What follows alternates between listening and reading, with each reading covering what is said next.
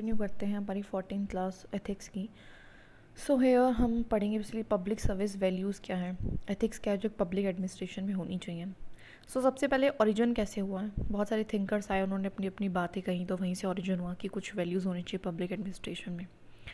अगर हम अपनी हिस्ट्री से देखें तो बहुत कुछ हम इतने एंशियंट से सीख सकते हैं, वेबर से सीख सकते हैं, पोस्ट वर्ल्ड वॉर 2 हम मतलब वही अपने हालातों से भी बहुत सारी चीज़ें हम सीखते हैं, और आज के टाइम पे हम यूएन से सीख सकते हैं।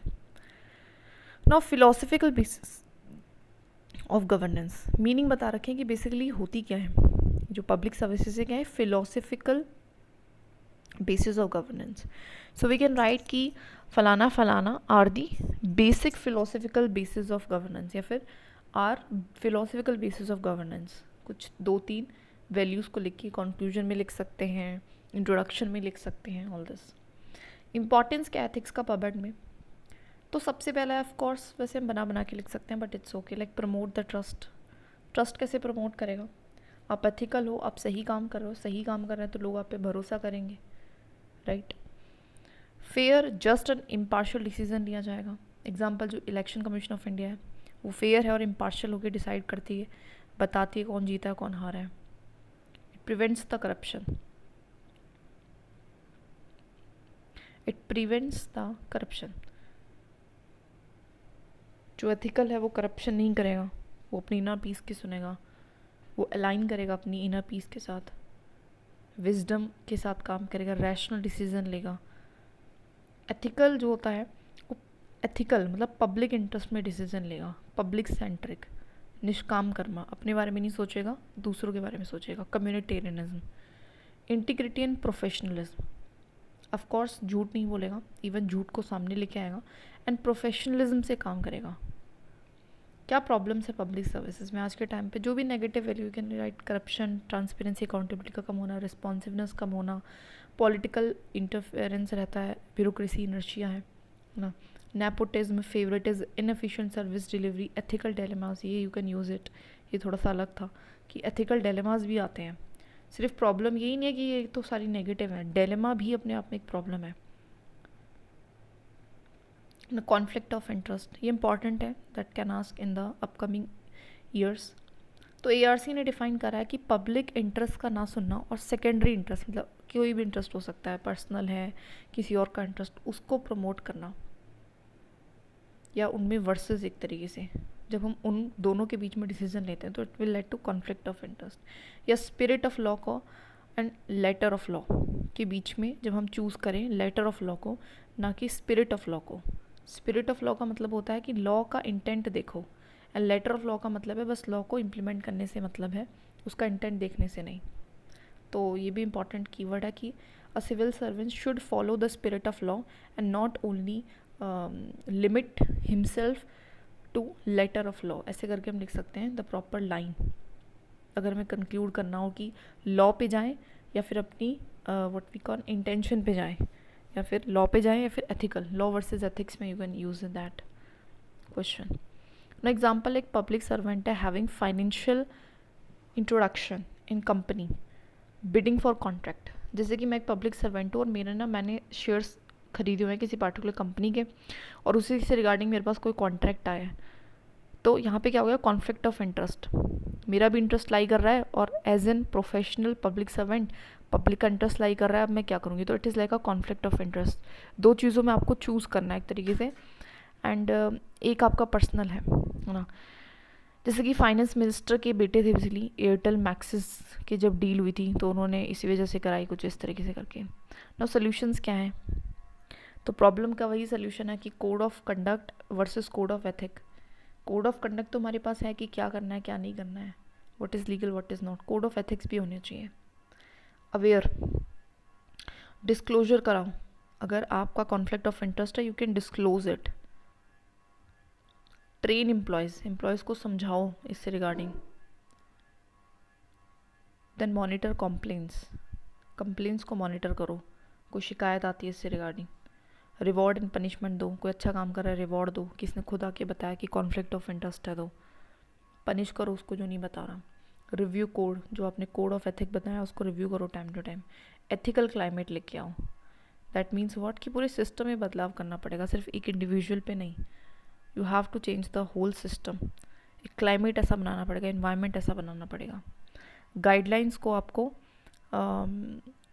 गिफ्ट एंड डोनेशन से रिगार्डिंग दो कि एक पब्लिक सर्वेंट कितना गिफ्ट ले सकता है किसी से, क्या डोनेशन कर रहा है, इन सारी चीज़ों पे। Rescue from decision making in case of conflict of interest. एक पब्लिक सर्वेंट अपने आप को बचा सके, ऐसा डिसीजन ना ले अगर उसका कॉन्फ्लिक्ट ऑफ इंटरेस्ट हो रहा है तो खुद से आके सामने आए। बेसिक डिफरेंस था कोड ऑफ कंडक्ट और कोड ऑफ एथिक्स में क्या होता है, देखो दिस इज़ लीगल और ये फोर्सेबल होता है, ये डू एंड डोंट्स बताता है। ये लीगल नहीं होता, ना ही ऑफकोर्स फोर्सेबल है, and that is why defined भी नहीं, और ये डिफाइन हो भी नहीं सकता कि एथिकल क्या है और क्या अनएथिकल है, सबके अकॉर्डिंग अलग अलग है। Then there is ethical dilemmas. Ethical dilemmas पे क्वेश्चन आ सकता है, PYQ 2018 में आया था, तो it can repeat in upcoming year. ये कहता है कि कॉन्फ्लिक्ट होना दो और दो से ज़्यादा वैल्यूज़ के बीच में, एथिकल डिलेमास है, ठीक है। यहाँ पे वहाँ पे इंटरेस्ट था, जो था ना conflict of interest, that's a different thing. ये डिलेमा है, मतलब राइट वर्सेस राइट वाला, कुछ कुछ हम ऐसे कह सकते हैं कि एथिकल, दोनों ही एथिकल है और उसके बीच में आपको चूज़ करना है। कॉन्फ्लिक्ट बिटवीन दो या दो से ज़्यादा values, right versus right. Example HIV का पेशेंट, हमने देखा था कि HIV का पेशेंट अगर आप उसको नहीं अगर उसके बारे में नहीं बताओगे तो दूसरों को जाएगा, और बताओगे तो फिर उसकी डिग्निटी ख़राब है। Wrong versus wrong, example trolley problem. Trolley दो रास्ते हैं दोनों पे, यहाँ पे 3 है, यहाँ पे 1 जना है, कहीं भी लेके जाओ गलत तो दोनों में से दोनों ही गलत है ना, किसी को मारना। राइट वर्सेस रॉन्ग, ये तो बहुत सिंपल है फिर भी।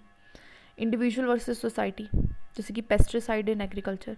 अब एक फार्मर इंडिविजुअल लेवल पे उसको बिकॉज अपनी प्रोडक्टिविटी बढ़ानी है, पर हेक्टरे उसको अपना बढ़ाना है, so you have to as an individual अपने फैमिली को सस्टेन करना, उसकी responsibilities, you have to pesticides को यूज़ करना पड़ेगा, लेकिन सोसाइटी के लिए वो हार्मफुल है।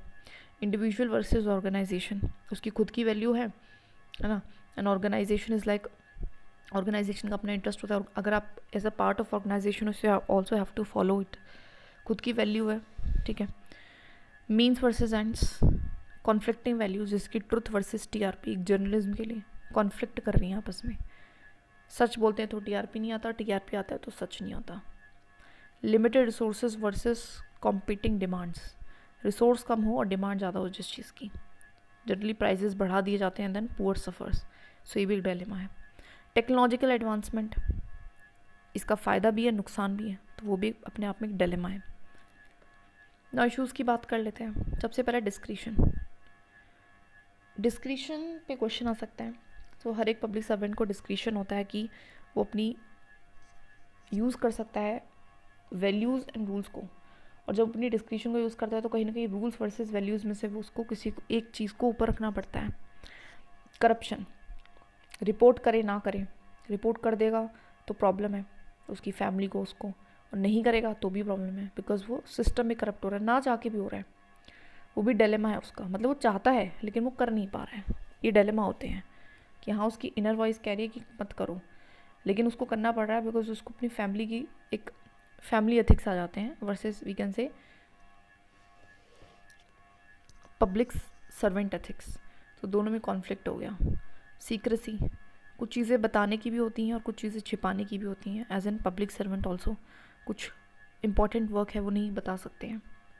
नेपोटिज्म है, इंटीग्रिटी वर्सेस फोर्स डायरेक्शन, आप नहीं करना चाहते, आप इंटीग्रिटी फॉलो करना चाहते हो, लेकिन आपको किसी ने डायरेक्शन दे दिया है और वो बहुत ज़्यादा फोर्स पे है, आपको पता है कि करना ही पड़ेगा, कुछ नहीं कर सकते।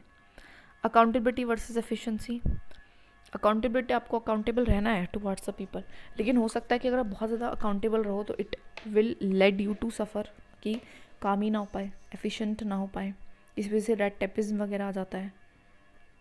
Policy dilemma, views versus implementation,